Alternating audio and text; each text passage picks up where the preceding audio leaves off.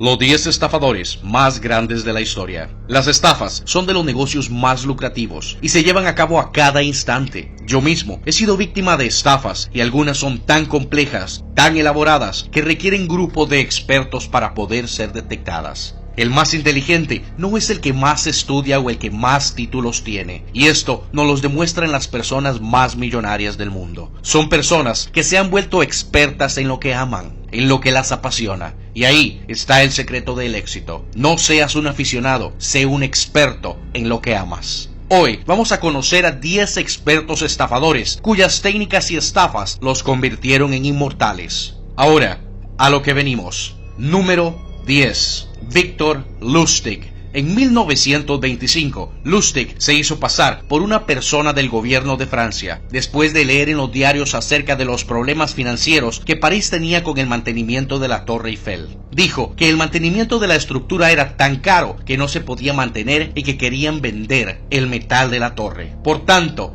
vendió el ícono parisino a uno de los interesados y tomó un tren a Viena, Austria, con una maleta llena de efectivo. Tiempo después, Lustig convenció al mafioso Al Capone de invertir $40,000 en la bolsa de valores. Se quedó con el dinero y lo puso en una caja fuerte por 2 meses. Después le dijo al Capone que se había perdido todo. ¿Qué bolas tenía este hombre?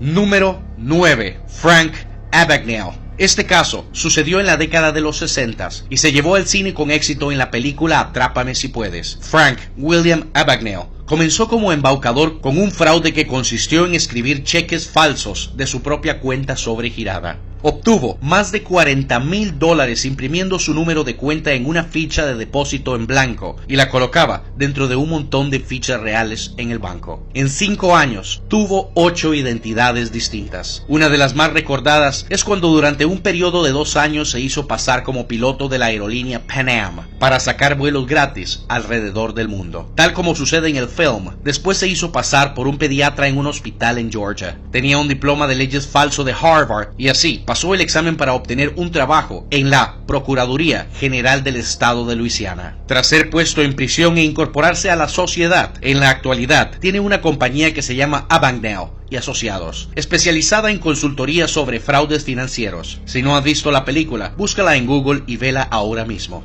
Atrápame si puedes.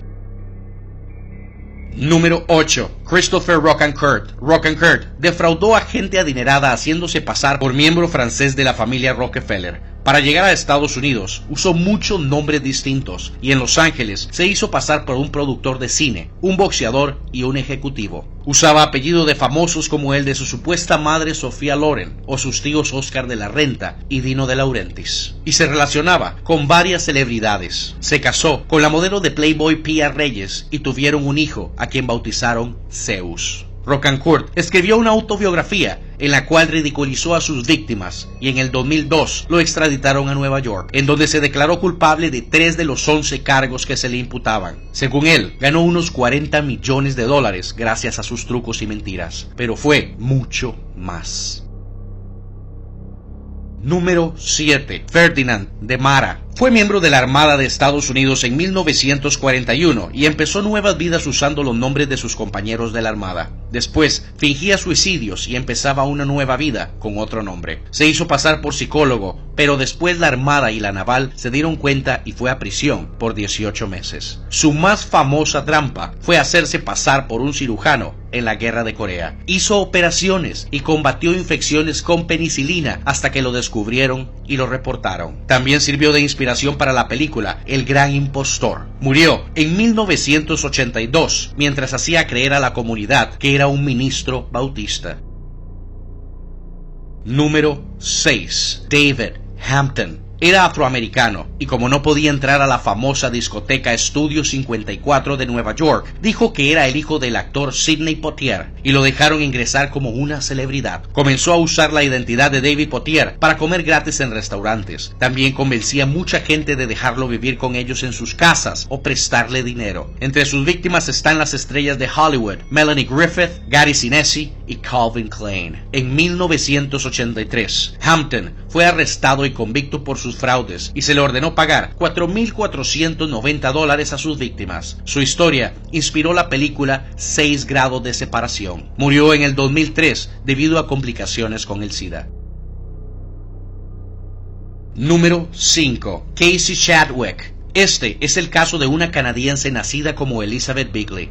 A la edad de 22 años fue arrestada en Woodstock, Canadá, por falsificación, pero fue liberada tras declararse loca. En 1882 se casó con Wallace Springsteen, quien la echó de su casa a los 11 días cuando se enteró de su pasado. Después contrajo nupcias con un doctor Chadwick en 1897 y así empezó su fraude más exitoso. Dijo ser la hija de Andrew Carnegie, un escocés que era de los millonarios más prominentes de principios del siglo XX. Incluso, la mujer falsificó una nota por $2 millones con la firma de Carnegie. La información se filtró a los mercados financieros y los bancos empezaron a ofrecerle sus servicios. Los siguientes 8 años usó esta identidad para obtener entre 10 y 20 millones de dólares hace más de un siglo. Número 4. Mary Baker. En 1817, un zapatero en Inglaterra conoció a una mujer desorientada, con ropas exóticas, que hablaba un lenguaje que nadie podía entender. Los locales trajeron a extranjeros para ver qué idioma hablaba la mujer, hasta que un marino tradujo su supuesta historia. Era una princesa de Carabú, de la isla de Yabasu, en el Océano Índico, que había sido capturada por piratas, quienes después la tiraron por la borda y nadó hasta la orilla. En las siguientes semanas, la representante de la exótica realeza fue la favorita de los dignatarios locales. Usaba arco y flechas, nadaba sin ropa y le rezaba a un dios a quien le llamaba Alá-Talá. Adquirió ropas exóticas y se hizo un retrato que salió en los diarios. Finalmente la verdad salió a flote. Ella era la hija de un zapatero y su nombre verdadero era Mary Baker, nacida en Devon, Inglaterra. Había sido sirvienta en varios palacios del Reino Unido, pero no encontraba un lugar para quedarse. Inventó el idioma falso como producto de su imaginación, mezclado con palabras gitanas. Intentó hacer lo mismo en Estados Unidos, Francia y España, pero sin la misma suerte. Su historia fue base para la película Princesa Carabú. Número 3. Wilhelm Voigt. Se trata de un impostor alemán que se disfrazó como militar en Prusia en 1906 y se convirtió en el famoso capitán de Köpenick. En 1906 compró partes del uniforme usado de un capitán y ya en la municipalidad de Köpenick, Alemania, fue al cuartel de la Armada, paró a 4 ganaderos y un sargento en su camino de regreso al cuartel y les dijo que fueran con él, y ellos obedecieron. Luego, mandó arrestar al secretario del pueblo y al alcalde por sospechas de malos manejos de fondos y los llevó junto con el tesorero a Berlín para interrogarlos. Voigt le dijo a los guardas que quedaban que se quedaran en sus puestos por media hora y se fue a la estación del tren. En el tren se cambió a ropas de civil y se fue. El impostor fue arrestado y sentenciado a 4 años en prisión por falsificación, por hacerse pasar por un oficial y por tomar prisioneros indebidamente. Pese a todo, la opinión pública estaba a su favor y el Kaiser alemán lo perdonó en 1908, pues las autoridades finalmente les pareció divertido lo que hizo. En algunas escuelas alemanas se enseñan la vida de este ciudadano, que no es visto como un criminal, sino como un héroe folclórico que supo sobrevivir y enfrentarse a las contradicciones del gobierno, pues el hombre estaba sin trabajo porque no tenía pasaporte y no le expedían el documento porque no tenía trabajo. Número 2. Bernard Madoff recientemente fue condenado a 150 años de prisión por haber montado y mantenido por décadas una de las mayores estafas financieras de la historia, cuyo monto aún se desconoce, pero que muchos expertos estiman en unos $60,000 millones. Madoff fue el presidente del tecnológico índice Nasdaq y fue un respetado y admirado asesor de inversiones en Estados Unidos, quien terminó acusándolo por delitos como fraude, blanqueo de dinero, perjurio y robo. La estafa de Madoff salpicó a muchos gigantes de la banca mundial, quienes reconocen que las pérdidas propias o de sus clientes superan los 10,000 millones de euros.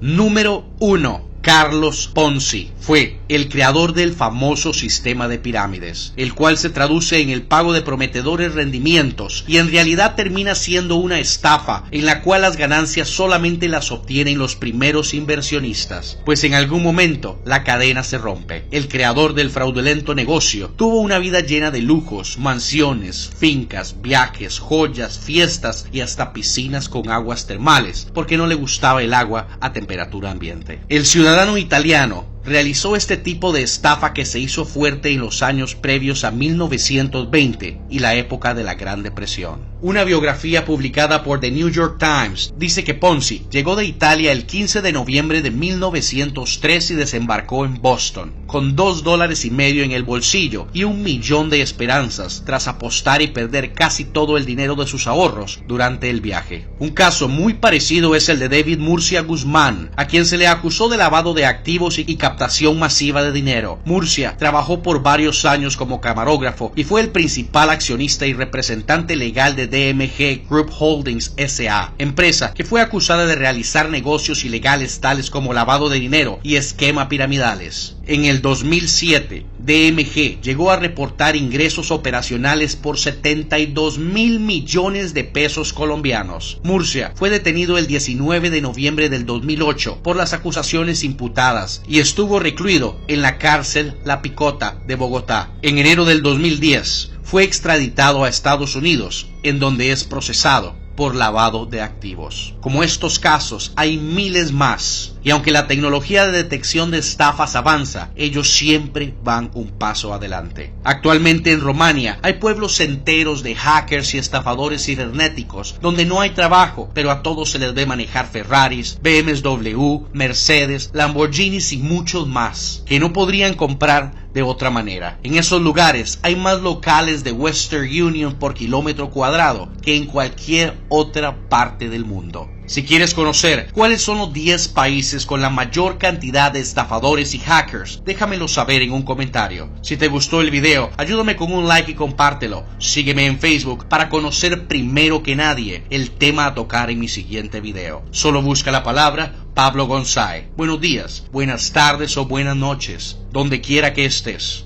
Y como siempre, hasta la próxima.